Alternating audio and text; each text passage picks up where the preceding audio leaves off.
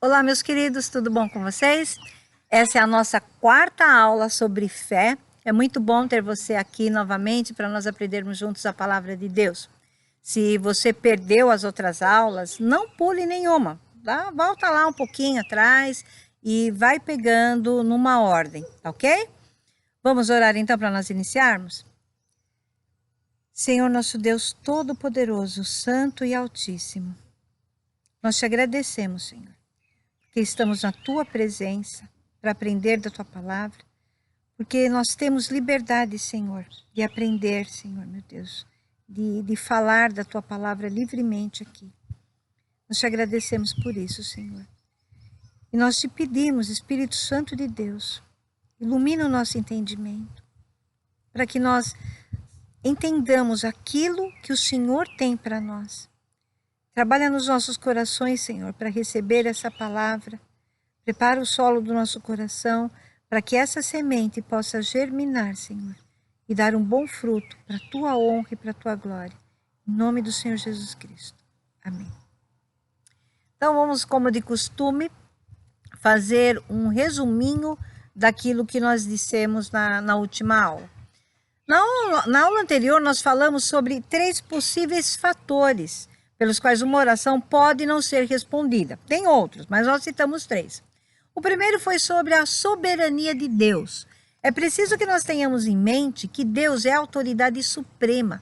Ele não nos deve explicações. E é importante que nós confiemos no Senhor, confiemos de que os planos dele são melhores que os nossos. Ele é fiel e, portanto, nós podemos confiar nisso, ok?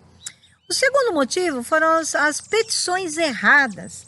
Nós falamos alguma coisa sobre a motivação do nosso coração quando nós pedimos algo para Deus. E citamos que é de extrema importância que a motivação do nosso coração, que os nossos desejos estejam alinhados com os do Senhor. E o terceiro ponto que nós falamos foi sobre a diferença entre crer a partir do Espírito e crer com a mente. Nós comentamos também que era importante dominar a alma. Lembra que eu falei que era um bichinho difícil de domar, mas que ela tem de ser domada e ela tem de se render a um espírito desde que esse esteja prostrado ao Espírito Santo.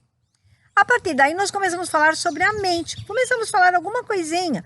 Falamos que seria o quê? Um modo particular de pensar. E que isso iria compor o nosso sistema de crenças, que é o assunto da nossa aula de hoje. Então, assim, eu vou começar essa aula falando de um poema que eu estudei muitos anos atrás, quando eu fiz a faculdade de letras. É um poema de um escritor português, Fernando Pessoa, extremamente conhecido. E digamos assim que ele tinha estilos e personalidades diferentes na hora de escrever, chamados heterônimos. Um deles era o Álvaro de Campos. O Álvaro de Campos escreveu um poema em 1928, muito famoso, chamado Tabacaria. Eu vou ler 2 pequenos trechos desse poema. O primeiro diz assim, ó: Não sou nada, nunca serei nada, não posso querer ser nada. A parte disso, tenho em mim todos os sonhos do mundo. E o segundo trecho: serei sempre o que não nasceu para aquilo, serei sempre só o que tinha qualidades. Vamos analisar um pouquinho como é o pensamento desse autor, do Álvaro de Campos. Então ele fala assim, olha, ele se acha um nada. E no futuro ele também não pode querer ser nada. E aí eu fiquei pensando, quantas vezes a gente acaba olhando para nós e começamos a nos comparar com outras pessoas de acordo com um conceito que nós temos de sucesso. Né? E às vezes a gente começa a falar, nossa, puxa vida, né? Eu não dei certo, não deu certo. E aí o Álvaro de Campos continua, né? Ele continua falando, ó, eu não posso querer ser nada. Claro que ele acha que ele não pode querer ser nada. Porque ele pensa assim, ó, a condição dele é essa. Ser nada é inerente à pessoa dele, quer dizer, não tem o que fazer. Ele não vê possibilidade de mudança.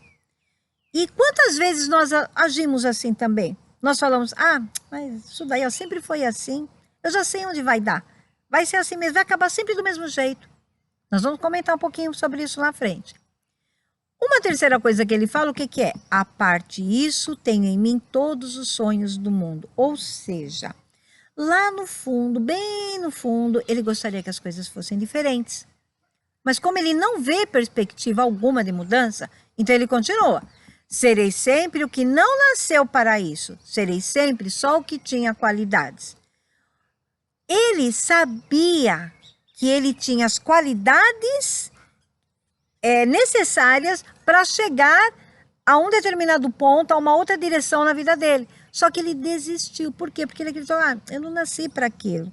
Isso daí não é para mim. Então, assim, a gente pode imaginar o quê? Que ele, como vários de nós, acho que todos nós, né? Nós passamos por coisas na vida. Nós passamos por decepções, nós passamos por frustrações, nós ouvimos alguma coisa que as pessoas às vezes falam, isso daí não é para você não, fica aí, ó. Sabe? Às vezes na família, né? E ele acreditou que aquilo lá era verdade. E aí, e mesmo que inconscientemente, ele começou a viver aquilo que ele criou como sendo a sua própria realidade. Isso daí é o que nós chamamos de sistema de crenças. Por definição, crença, o que que é? É aquilo que eu aceito como verdadeiro. Só que isso que eu aceito como verdadeiro pode ser real ou não, não importa, eu aceito como verdadeiro. Então, o que que acontece? Às vezes a gente vê assim, meus avós se separaram, meus pais se separaram, então também, provavelmente vou me separar, então eu nem vou casar, eu vou me separar. Isso daí é uma crença fictícia. A pessoa já põe isso na cabeça.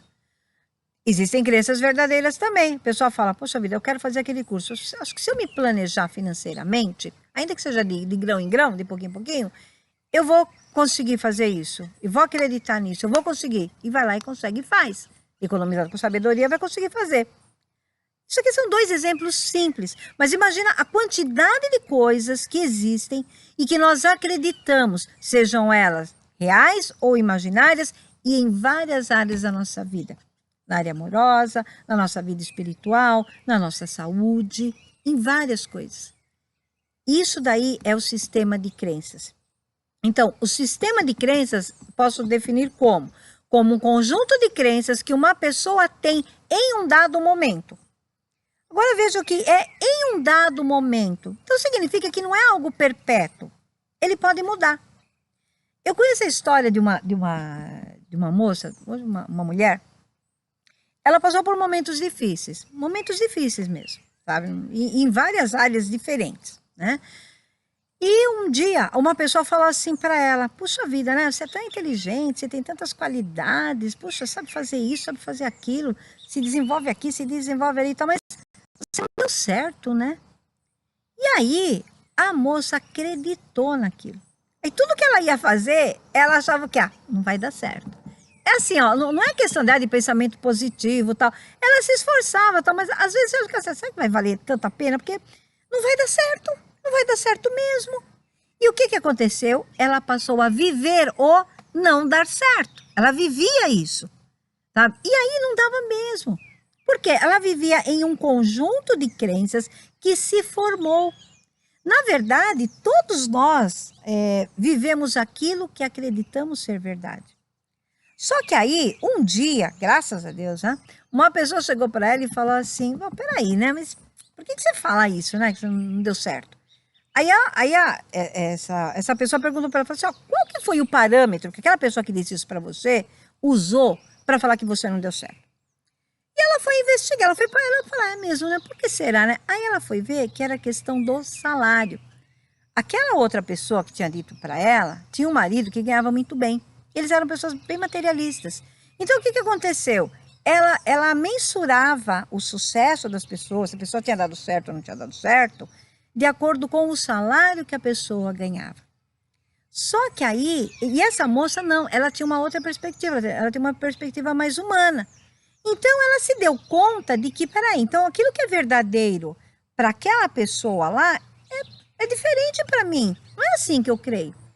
E como ela, graças a Deus, conheceu Jesus, então ela passou a conformar o sistema de crenças dela com o que a palavra dizia, com o que a Bíblia estava falando para ela.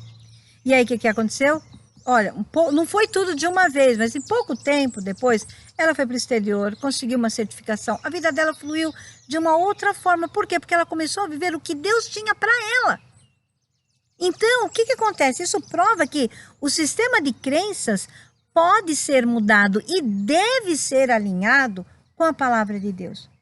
A gente vê um exemplo na Bíblia, que é o caso de Gideão. Lá em Juízes 6, 14 e 15, diz assim, ó. O Senhor olhou para ele, Gideão, e disse, vai nessa tua força e livra a Israel das mãos dos midianistas. Não te enviei eu? Respondeu-lhe Gideão, ai meu Senhor, com que livrarei a Israel? A minha família é a mais pobre de Manassés e eu o menor da casa do meu pai. Vejam que, da perspectiva de Deus, Gideão era a pessoa certa para fazer a obra. Tanto que ele enviou. Só que, da perspectiva de Gideão, não, ele era de uma família humilde, era a família mais pobre e, ainda por cima, ele era o menor da família. Ele era o menos capacitado. E Gideão ainda ficou resistindo ao chamado de Deus. Aí começou aquela história, né? Tira o velo, põe o velo, tira o velo, põe o velo. Só que lá no versículo 34, a palavra de Deus fala assim, ó, que o Espírito do Senhor revestiu a Gideão. Sabe, eu não quero que vocês pensem aqui que eu sou adepta daquela visão do super crente, né? Que nada dá errado, que o crente é sempre vitorioso. Não, querido, ser salvo não significa que você não vai sofrer mais nada. Primeiro Jesus mesmo falou, né? No mundo tereis aflições. E Paulo, né? Paulo, olha, lá em 2 Coríntios 11, 24 e 27, ele faz uma breve descrição de algumas coisinhas que ele passou. Ó, 5 vezes recebi dos judeus uma quarentena de açoites menos 1. 3 vezes fui açoitado com varas. 1 vez fui apedrejado. 3 vezes sofri naufrágio. 1 noite e 1 dia passei no abismo. Em viagens, muitas vezes, em perigos de rios, em perigos de assaltantes, em perigos entre patrícios, quer dizer, os naturais, né, dele, em perigos dos gentios, em perigos na cidade, em perigos no deserto, em perigos no mar, em perigos entre os falsos irmãos, em trabalhos de fadiga, em vigílias muitas vezes, em fome e sede, em jejum muitas vezes, em frio e nudez. A gente passa por uma série de coisas na vida, mesmo sendo cristão. Vamos ver um pouquinho Jeremias, meu profeta favorito? Deus já havia falado com ele. Tanto que é ele quem narra, né? Ó, Jeremias 1, 4, 5 diz o que? Ó. Veio a mim a palavra do Senhor dizendo, antes que eu te formasse no ventre, te conheci. E antes que saísses da madre, te santifiquei. As nações te dei por profeta. Aí no versículo 6, Jeremias responde, então disse eu, Senhor Deus, não sei falar, não passo de uma criança. Como a gente arruma desculpa, né? Para não cumprir o chamado de Deus, não é mesmo? Deus tinha um plano para Jeremias antes da fundação do mundo. Assim como ele tem para mim, ele tem para você. Ele tem para todo mundo, gente. Vocês podem acreditar nisso. Isso é verdadeiro. Só que assim, Jeremias se via como alguém incapacitado para fazer aquela obra. Alguém que não ia conseguir fazer o que Deus mandou que ele fizesse. Aí Deus continuou falando para Jeremias, ó. Mas o Senhor me disse, não digas, está no versículo 7, não digas, não passo de uma criança. Aonde quer que eu te enviar, irás. E tudo que eu te mandar, dirás. É assim, ó. Nós temos limitações? Sim. E nós podemos, às vezes, estar conscientes das nossas limitações. Daquilo que a gente não pode fazer, daquilo que a gente não consegue fazer. Mas existe algo que a gente precisa lembrar a todo instante. Se chama dependência de Deus. Isso muda tudo, gente. Isso muda todas as coisas. Sabe? Jeremias foi escolhido, olha, quando ele ainda nem estava no ventre da mãe dele. Que Deus conhece todas as coisas. Ele antes de sair do útero, né, da madre, da mãe dele, ele já foi chamado como profeta das nações. Então, assim, olha, Deus tem coisas para nós. A gente precisa depender do Senhor. Ele sabe de todas as coisas. Se Ele mandar, nós temos de confiar e fazer.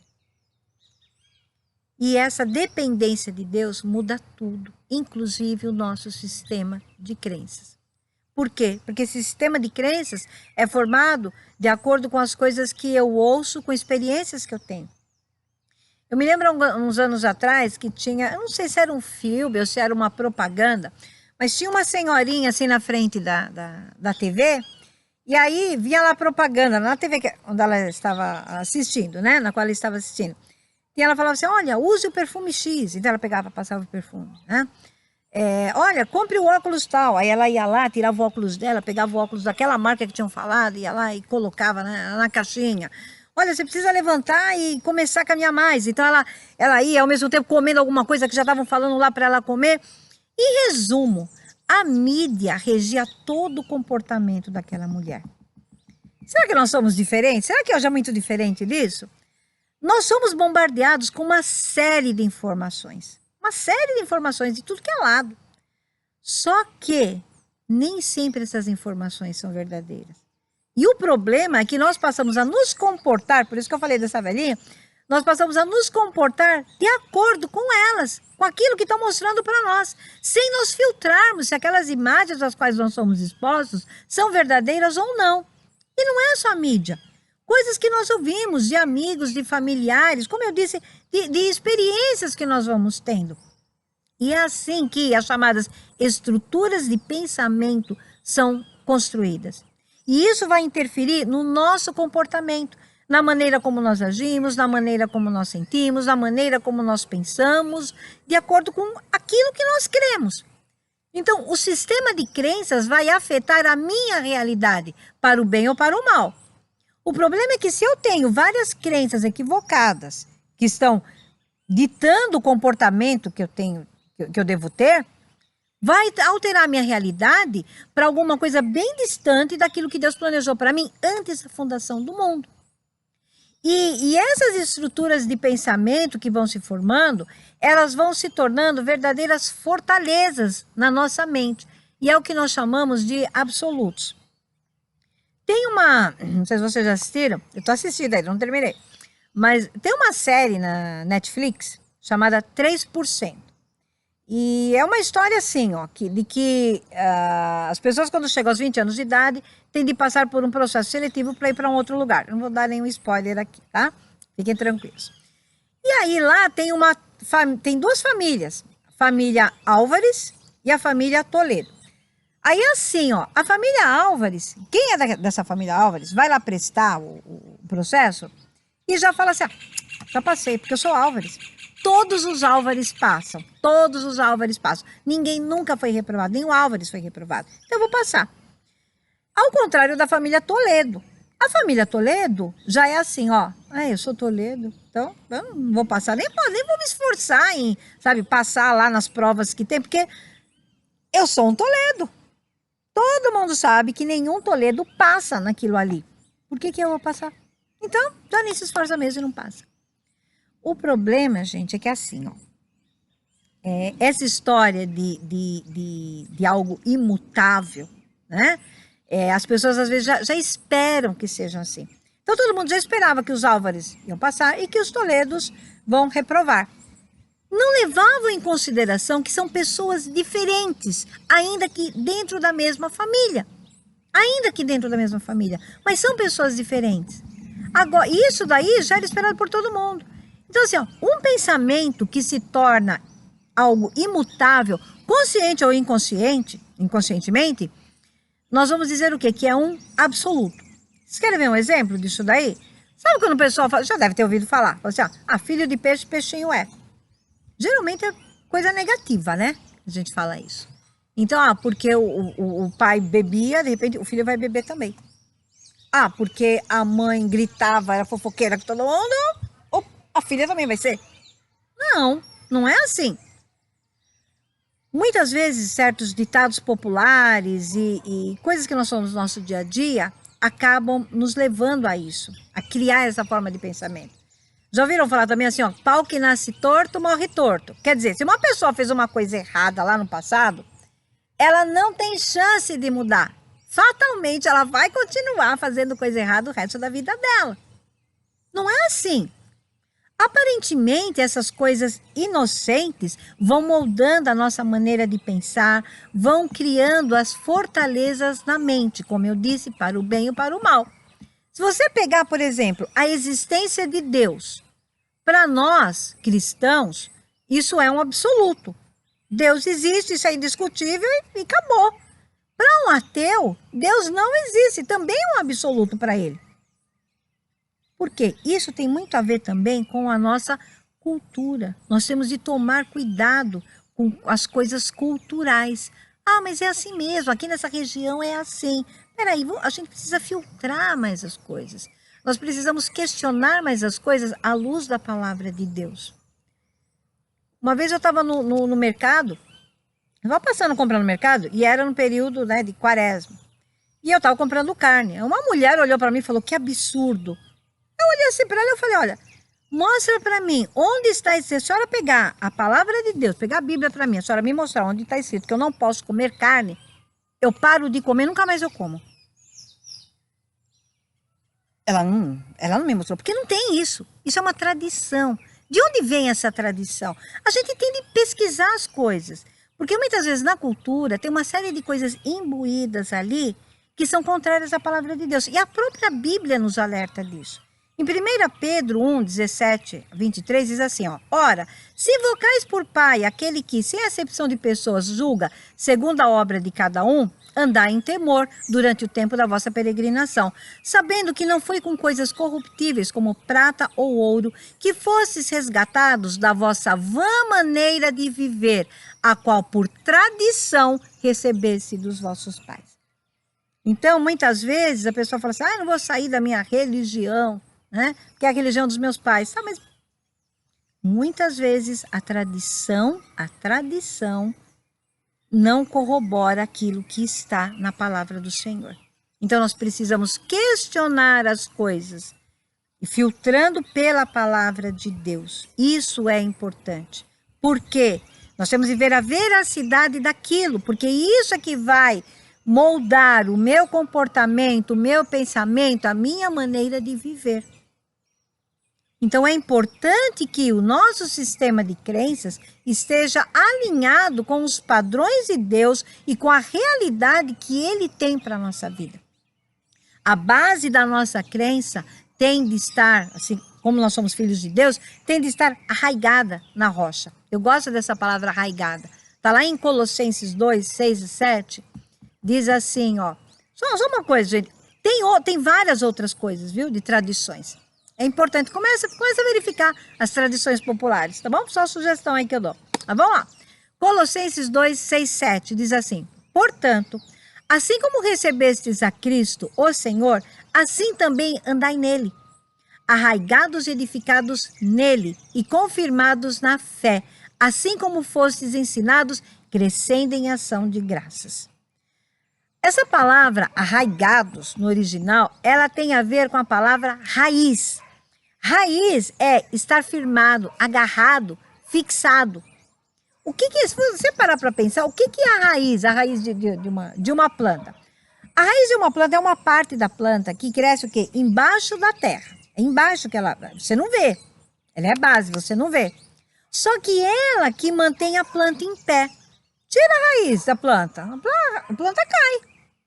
Além disso, a raiz supre a planta com água, com uma série de nutrientes que ela vai tirando do solo para que a planta se desenvolva, para que a planta cresça bem. E a planta só fica firme por causa da raiz.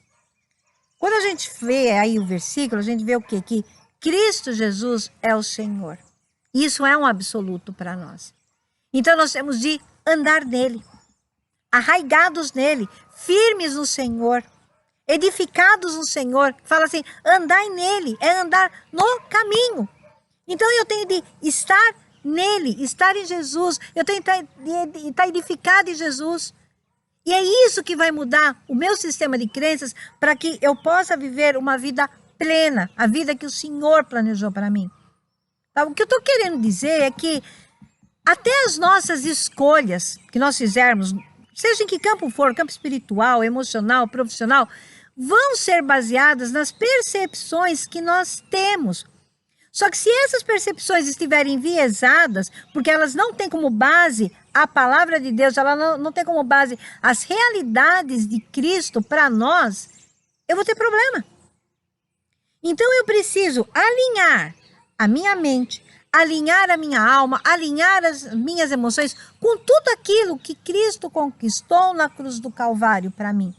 Eu preciso rejeitar todo esse sistema de crenças falso e deixar que o Espírito Santo venha e transforme as minhas crenças em fé. Lembra que nós falamos na outra aula que era diferente de crer com a alma e crer com o Espírito? A fonte da nossa crença tem de estar no Espírito. É o Espírito que tem de ser fortalecido. A nossa crença não tem de vir a partir da alma. Por quê? Porque a alma é volúvel. A alma fica assim, ó, vai para lá e vem para cá, vai para lá e vem para cá. Ela é volúvel. Agora, se o meu espírito estiver rendido ao Espírito Santo de Deus, pode vir o vento, pode vir a tempestade. Eu sei que às vezes, gente, balança um pouco. Se bater um vento aqui, ó, mesmo o coqueiro, que é forte, é uma árvore forte o coqueiro. Mas já bateu o vento aqui bem forte que o coqueiro fez isso. Mas a raiz não saiu da terra. A raiz não saiu da terra, porque está arraigada no solo. Jesus é a nossa rocha, nós temos de estar arraigados nele. Às vezes a gente balança sim. Nós temos uma parte humana. Eu balanço, eu não sou perfeito, ninguém é perfeito. Perfeito é só Deus. Mas a palavra diz: sede perfeitos como eu sou perfeito. Quer dizer, existe um grau de perfeição que nós podemos chegar, que nós podemos atingir. Deus não é sádico, Deus não é ruim. Ele não vai nos pedir uma coisa que seja impossível. Ele não vai fazer isso. Então, eu tenho de fazer o quê? Buscar mudar o meu sistema de crenças. Eu não estou dizendo, gente, que isso é do dia para a noite. Não é. Não é. Até hoje, eu luto com um monte de coisa. E eu já tenho o quê? Quase 30 anos de conversão. Aliás, tenho 30 anos de conversão. Verdade, esse ano que eu fiz 30 anos de conversão. E até hoje eu luto com coisas. Porque a gente sempre tem coisa para aprender. Porque o Senhor é infinito, é maravilhoso. Ele é profundo, ele é muito profundo. Tem uma música que fala que Deus é tão profundo, que por mais que você mergulhe nele, você ainda só toca a superfície. Só a superfície que a gente toca. Porque ele é muito profundo. Então, assim, nós temos de mudar o nosso sistema de crenças. E para isso, eu preciso me expor à verdade. E a verdade aqui que eu estou falando é com letra bem maiúscula, bem grande. Por quê? Porque é o próprio Jesus Cristo. Eu preciso me expor a Jesus. Salmo 119 é o meu favorito. Hoje eu já peguei Jeremias, que é o profeta favorito, Salmo 119, que é o favorito. Salmo 119, que é uma declaração de amor à palavra de Deus. No versículo 130 diz assim: a exposição das tuas palavras dá luz, dá entendimento aos simples. Então, o maior entendimento de Jesus Cristo, eu não estou falando só de Jesus, estou falando de Jesus, o Cristo, porque é diferente. Ele recebeu esse nome, o Cristo, depois de tudo que ele passou. Ele recebeu um nome que é sobre todo o nome. Então, o maior entendimento de Jesus Cristo e do que ele fez na cruz do Calvário vai nos dar uma consciência maior, tanto de quem nós somos e de quem ele é. Vai acabar esse problema de identidade que eu vejo tantos jovens perdidos, sabe, sem saber quem eu sou. Você é um filho de Deus. Você é filho de Deus. Você é amado do Senhor. Para com isso. Entra no Senhor. Descobre mais sobre o Senhor. Sabe, nós temos de procurar intimidade com o Senhor, intimidade, e não tem atalho. Se falam para vocês alguma coisa diferente, estão mentindo. É oração, palavra, adoração, jejum, é isso, é intimidade com o Senhor. Desculpa eu estar assim, mas é que é uma verdade, isso é um absoluto para mim. Eu tenho de ter intimidade com o Senhor. Esses dias eu soube de uma irmã, ela tinha uma viagem para fazer, uma viagem curta, de 2 horas, né? Ela tinha um compromisso e tal. E aí, ela acordou, né, tal, para ir, tirou um tempo com Deus. E aí ela sentiu que ela não deveria fazer aquela viagem. E aí ela falou assim para o Senhor: Senhor, é para eu não ir? O que está acontecendo? É para eu não ir? Aí e Deus falou assim, Deus ficou quieto a princípio. Aí, ou ela não ouviu, né, direito. Aí ela falou assim: Senhor, fala comigo. Fala comigo, se for para eu não ir, eu não vou. Fala comigo. Estava tudo pronto, gente. Ela tinha preparado as balas, estava tudo pronto. Aí Deus falou assim para ela: sabe lá onde você está lendo na sua leitura bíblica? Vai lá. Lê lá, a resposta está lá. Aí ela foi, ela pegou, ela tinha um plano de leitura bíblica, e ela estava lendo em 2 Crônicas 25. Ela continuou, foi lendo, chegou no versículo 19 e estava lá: fique em casa. O que ela fez? Na hora, ela se destrocou, ela estava pronta para sair. Ela se destrocou, voltou a dormir. Depois, mais tarde, ela ligou para a pessoa, passou uma mensagem e tal, lá, avisando que não ia, papapá, e acabou. O que é isso? É intimidade com Deus. Porque se eu busco o Senhor, somente, eu vou falar né, assim, eu gosto de manhã, porque eu acordo, as coisas estão todas quietinhas, paradas, porque depois começa o dia, vai, né? E tira um tempo com o Senhor. Um tempo de qualidade com o Senhor. Tempo de qualidade com o Senhor. Deus vai nos dizer as coisas. Deus vai nos dar estratégias sobre as coisas que nós precisamos. Nós precisamos ouvir ao Senhor, aprender a ouvir ao Senhor. Quando você vai aprender inglês, eu sou professora de inglês, então assim, eu sempre falei para os alunos: ouve bastante, que é para o seu ouvido acostumar com aquela língua. Ainda que você não entenda o que esteja falando, mas ouça, para o seu cérebro, o seu ouvido acostumar, sabe, com aquela língua. É a mesma coisa. A gente precisa afinar os nossos ouvidos. Mesmo que diga: não estou ouvindo nada que Deus está falando. Para tudo. Tira um tempo com o Senhor. E comece, no seu espírito, comece a ouvir Deus falando. Tem gente que ouve audivelmente mesmo, né? Mas você vai ouvir dentro de você. Com certeza você vai ouvir. Sabe, tem gente que fala assim: é importante gastar tempo com Deus. Isso é uma coisa minha, tá? Minha. Inelise, eu penso assim. Eu não gosto desse termo, gastar tempo com Deus. Porque eu acho que gastar, quando você fala assim, eu gasto, né? Gastar parece que é uma coisa assim que não vai ter um retorno nenhum, né? Eu prefiro investir. Investir tempo com Deus. Porque quando eu invisto tempo com Deus, eu vou mudar minha maneira de pensar. Eu vou mudar os meus absolutos. Eu vou adquirir a perspectiva que Deus tem de mim e sobre as coisas ao meu redor. Aquilo que Ele quer mostrar. Sabe, eu sei que tem muita gente que gosta daquele minuto com Deus. Tudo bem, passe um minuto com Deus. Mas tenta no outro dia passar 2. Tenta no outro dia passar 3. Quando você passar 2, você vai querer passar 3. Quando você passar 3, você vai querer passar 10. Quando você passar 10, você vai querer passar o dia inteiro falando com o Senhor. O dia inteiro você quer falar com o Senhor. Você vai perguntar para o Senhor: que roupa o Senhor quer me ver hoje?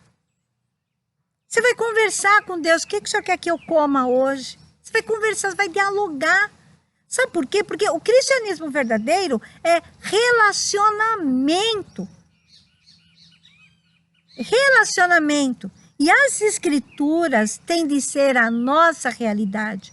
Então é importante que a gente se exponha à influência dos céus para nós aumentarmos o nosso nível de consciência de Deus e do seu reino. E aí nós vamos conseguir lutar contra o maior inimigo da nossa fé. Não é o nosso irmão, não é o nosso vizinho, não é outra denominação, não é o pastor, não é o marido, não é a esposa, não. O maior inimigo da nossa fé é algo que pode estar dentro de nós, que é a dúvida. Vamos ver um pouquinho sobre ela? No grego, nós encontramos 3 palavras, não vai dar tempo de ler tudo, mas eu vou deixar aqui os versículos para vocês. Nós encontramos 3 palavras para essa palavra dúvida. Aporeu, que significa sem recursos, não saber se decidir ou o que fazer, sem caminho, sem direção, perdido. Você encontra isso em João 13, 22. Segunda palavra, distadzo, que no grego significa vacilar, oscilar entre dois opostos, duvidar, que é uma dúvida baseada nas circunstâncias. Está lá em Mateus 14, 31. E a terceira palavra é meteorizo, que significa vacilar entre dois caminhos. Desculpe. Cochear entre dois caminhos. Isso está em Lucas 12, 29. Algumas versões vão trazer não andeis preocupados, outras não andeis ansiosos, mas também tem uma versão que fala não deixe sua mente estar cheia de dúvidas. O que importa para nós, o que é? É que a dúvida sempre me faz ficar entre duas coisas. Não é nenhuma coisa nem outra. Fica no meio ali, ó, sem saber. Entre dois caminhos, fica no meio, entre dois caminhos. Por quê? Porque a dúvida é uma falta de certeza. Se nós pegarmos o dicionário dúvida, o que é? Incerteza, indecisão, hesitação, vacilação, insegurança, confusão, indeterminação, ambiguidade. Olha a diferença entre a fé e a dúvida. A fé, lembra que nós falamos? A fé vem pelo ouvir as palavras, né, de Deus. A vontade de Deus para a nossa vida. A dúvida gera medo. E ela vem o quê?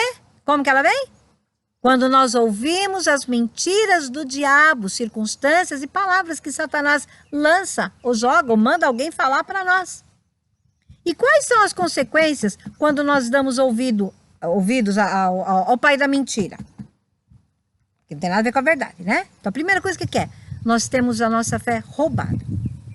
Lembra lá Pedro, em Mateus 14, 22 a 33, quando Jesus fala para ele o quê? Vem Pedro, para andar sobre as águas. Vem Pedro. Jesus andou sobre as águas. Pedro ouviu a palavra de Jesus e de acordo com a palavra, ele andou sobre as águas.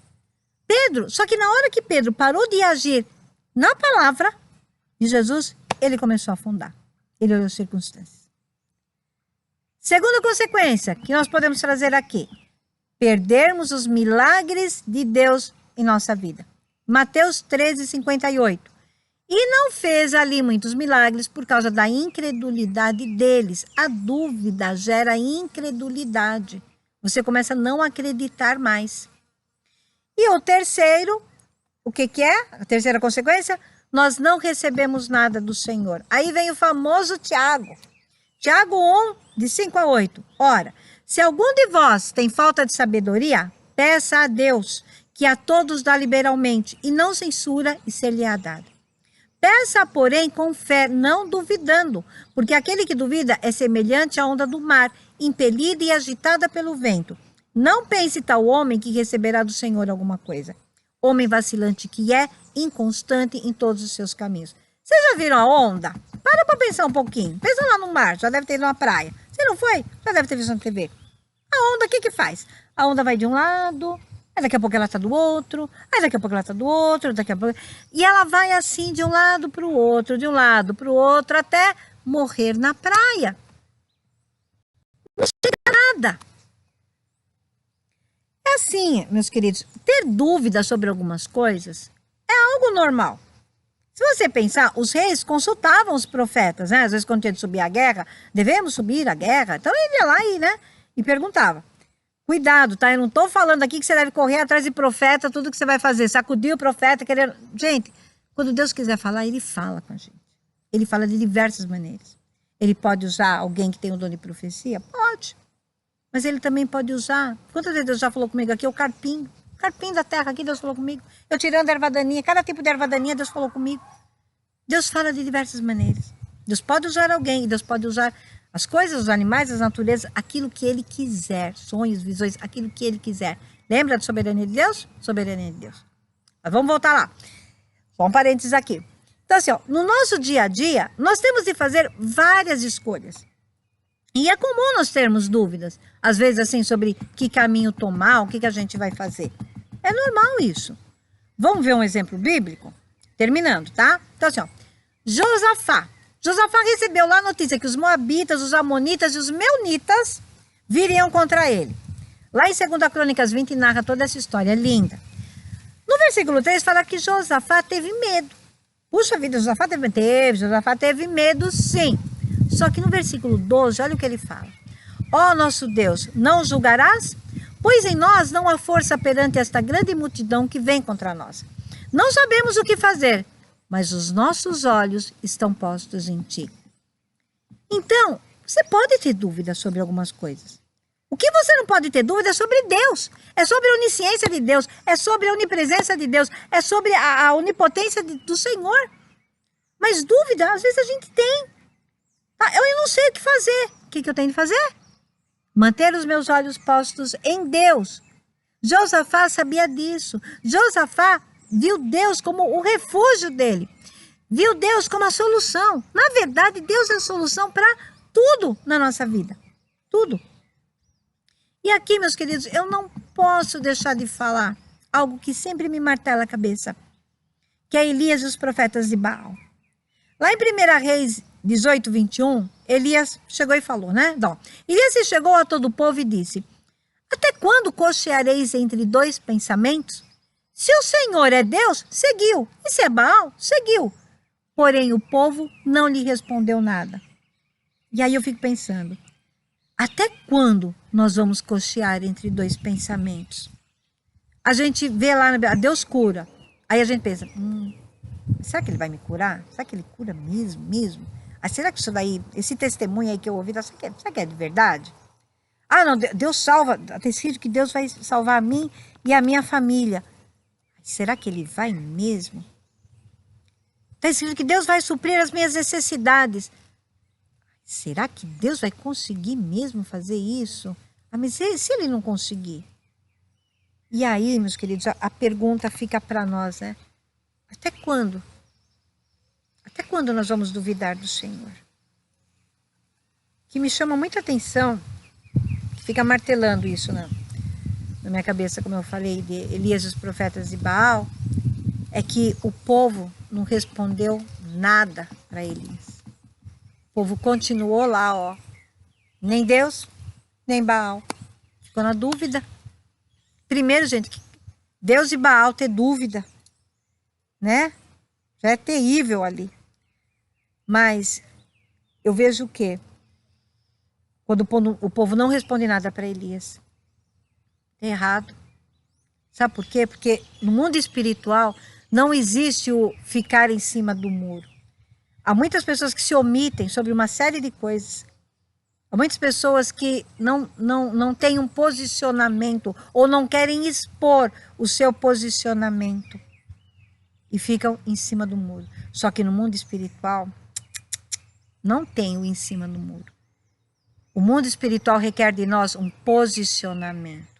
Aliás, o ficar em cima do muro, acho que foi Martin Luther King, né, que falou que aquele que está do lado aquele que se omite, né, perante a injustiça, alguma coisa assim, já está do lado do opressor.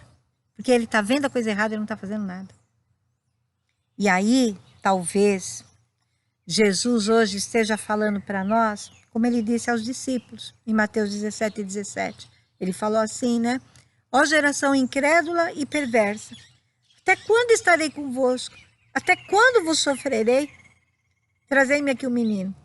Os discípulos não puderam expulsar lá o demônio. E a gente vê o que, né? Até quando vos sofrerei? Por quê? Porque Jesus sofre com a nossa incredulidade. E aí, talvez hoje, nós devamos reconhecer a nossa incredulidade e falar como o pai daquele jovem que estava possesso. Isso está em Marcos 9, 24, que diz assim, imediatamente o pai do menino exclamou, eu creio, ajuda-me a vencer a minha falta de fé. Sabe, queridos, Deus não despreza um coração contrito, prostrado em sinceridade diante dele. Ele não despreza. Acho que a gente tem de pedir perdão ao Senhor. Não fazer mais o coração do Senhor sofrer com a nossa incredulidade. E para isso nós precisamos também desenvolver uma fé forte no Senhor, uma fé capaz de transportar os montes. E esse aí vai ser o tema da nossa próxima aula. Vamos orar? Senhor, obrigada, Senhor, por esses momentos em que nós passamos aqui meditando na Tua palavra. Obrigado, Senhor, por ter falado ao nosso coração. Nós queremos Te pedir perdão, Senhor, por toda a nossa incredulidade, por nossa falta de fé em Ti, Senhor. Perdão, Senhor, meu Deus, porque muitas vezes nós não cremos que o Senhor seja capaz de nos curar, que o Senhor seja capaz de nos consolar. Perdão, Senhor, meu Deus, porque muitas vezes buscamos outras coisas como refúgio. Perdão, Senhor, meu Deus, porque nós não Te buscamos. Perdão, Senhor, porque os nossos olhos muitas vezes não estão postos em Ti, Senhor. São postos em pessoas, em denominações, em médicos, em remédios, em governos, em uma série, em outras pessoas, em familiares, quando nós sabemos que o Senhor é o único Senhor, o único Salvador. Senhor, nós queremos Te pedir, ajuda-nos a mudar o nosso sistema de crença, Senhor. Ajuda-nos, Senhor, meu Deus, a agir, a nos comportarmos de acordo com a Tua palavra, a pensarmos como a Tua palavra nos diz, Senhor. Alinha, Senhor, meu Deus, as nossas mentes, alinha, Senhor, meu Deus, as nossas emoções, alinha o nosso coração, Senhor, ao Teu coração. Nós Te pedimos, Senhor. E, Senhor, nós pedimos que essa palavra que foi dita hoje não seja roubada do inimigo, Senhor. Não seja roubada, Senhor, pelo inimigo dos nossos corações. Nós Te agradecemos, em nome do Senhor Jesus. Amém. Tá bom, meus queridos? Até a próxima aula, então, em nome de Jesus. Um beijo. Tchau.